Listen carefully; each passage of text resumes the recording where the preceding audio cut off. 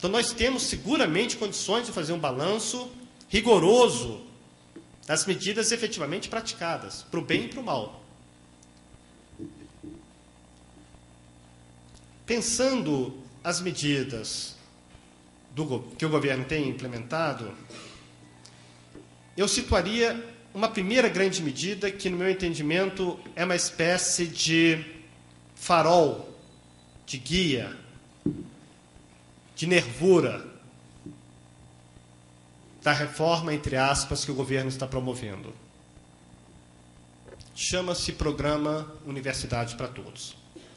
É aquele programa que o Gabriel, o ex-pensador, porque para fazer propaganda do ProUni, só abrindo mão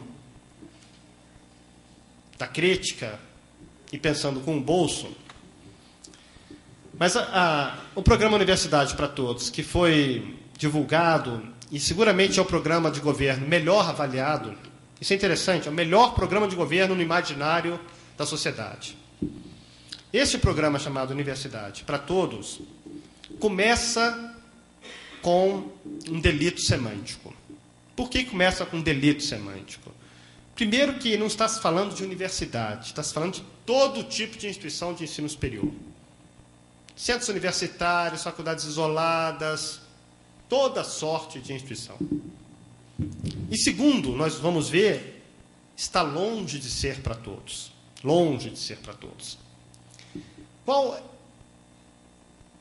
seria a ideia matriz que está subjacente ao programa Universidade para Todos? O que seria o elemento justificador desse projeto? O elemento justificador partiu de um documento do Ministério da Fazenda. É um documento que tem o seguinte título: Análise dos Gastos Sociais 2001-2002, de autoria do atual governo, escrito pelo Joaquim Levy e pelos Marcos Lisboa, que são os dois operadores na política econômica, junto com Murilo Portugal, todos vindos do Fundo Monetário. Esses dois economistas escreveram um documento que diz, em essência, o seguinte: no Brasil, não adianta ficar gastando dinheiro público em política social, porque quanto mais dinheiro nós aplicamos nas políticas sociais, tanto mais as desigualdades sociais se ampliam. Vejam que é uma situação meio paradoxal, né? Quanto mais dinheiro público é utilizado nas atividades públicas, nas políticas públicas, mais as desigualdades sociais se ampliam. Eles explicam esse aparente paradoxo da seguinte forma: como boa parte do dinheiro público é utilizado nas universidades públicas e gratuitas, e como a universidade pública é uma instituição da alta elite, veja o discurso do Gary Becker, mesmo discurso, como a universidade pública é uma instituição que atende à alta elite, quando o Estado está aplicando recursos na universidade pública, ele está subsidiando as pessoas erradas.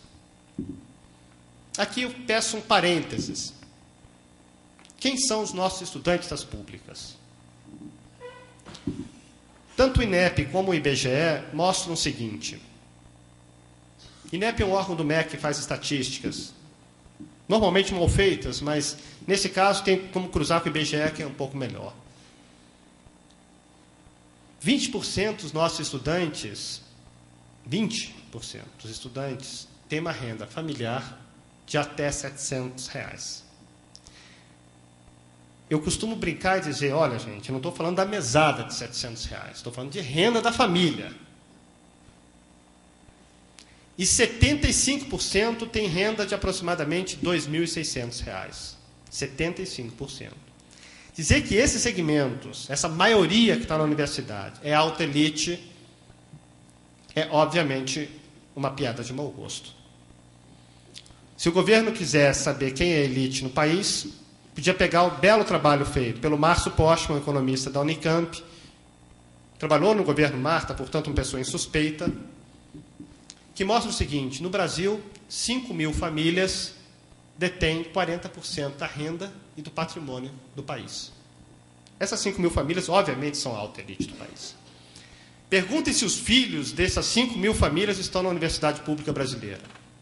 Pouquíssimos. Pouquíssimos. De qualquer forma, o documento da Fazenda cria essa situação que no imaginário funciona, porque como a universidade brasileira é para poucos, cria a imagem de que só a alta elite está na universidade, os filhinhos de papai estão na universidade pública. É um discurso que socialmente tem ressonância pela situação de exclusão que existe na educação superior brasileira. E eles chegam à seguinte conclusão no documento. A universidade pública é muito cara e custosa e elitizada. Qual é a alternativa, então? Vamos comprar vaga no setor privado, com dinheiro público. Porque se comprarmos vagas no setor privado com dinheiro público, nós vamos ter mais vagas do que se aplicássemos dinheiro na universidade pública. Por quê? Isso está absolutamente transparente em documentos de parceria público-privado do governo. Porque, notoriamente, o setor privado é mais eficiente na aplicação de recursos. Essa é a argumentação. A partir desta lógica, de que é melhor comprar vagas no setor privado, o ministro Genro, o ex-ministro Tarso Genro, importou um programa que não é novo, que propõe a seguinte parceria entre o Estado e o setor privado. O Estado abre mão dos impostos, tributos, contribuições, e os empresários, em contrapartida, alocam uma parte das vagas do setor privado para que essas vagas sejam, entre aspas, públicas. Sejam ofertadas como se fossem vagas públicas. Este, de fato, é a essência do programa, esta é a essência do programa Universidade para Todos. Qual era o termo dessa parceria entre o público e o privado? O termo era basicamente o seguinte: o governo abre mão de todos os impostos, contribuições, etc., e o setor privado aloca 25% de suas vagas. Vagas. Isso foi o termo inicial. Por que essa proposta podia ser apresentada como uma proposta atraente para os empresários? E ela era atraente para os empresários. As universidades privadas, as instituições privadas, não só as universidades, as instituições privadas, pagam, as que não são filantrópicas, pagam 25% da sua arrecadação de mensalidades, 25% eles têm que separar para pagar impostos e contribuições. Vejam que isso não é pouco dinheiro. Por que não é pouco dinheiro? Porque as instituições privadas no Brasil, hoje, estão mobilizando aproximadamente 18 bilhões de reais por ano. É o faturamento do setor privado. Façam as contas, 25% de 18 bilhões é um valor extremamente alto, considerando que nós temos muitas instituições, das 1.650 privadas que existem, 300 têm isenções admitidas pela Constituição Federal, são as filantrópicas, entre aspas, comunitárias e confessionais. Vamos admitir, por baixo, que a isenção por ano, quando o programa estiver funcionando plenamente, vai ser da ordem de 3 bilhões de reais por ano.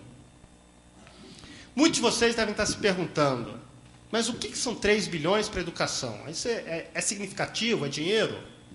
Eu vou dar um parâmetro para vocês pensarem. Em 2003, os reitores se reuniram das federais, otimistas com Lula da Silva, eleito, uma política de mudanças, e pensaram, agora Lula vai aumentar as ofertas de ensino na universidade pública. E foram para o Palácio do Planalto. Foram recebidas, segundo me disseram, de fato tinha água, café, biscoitos. Mas os reitores fizeram uma proposta que eu acho muito ousada. Disseram, queremos universalizar o ensino noturno nas instituições federais de ensino superior. Abrir o ensino noturno em todas as universidades federais brasileiras. Quanto vamos precisar? 1 bilhão de reais ano. Quantas vagas criaríamos? 400 mil vagas imediatamente.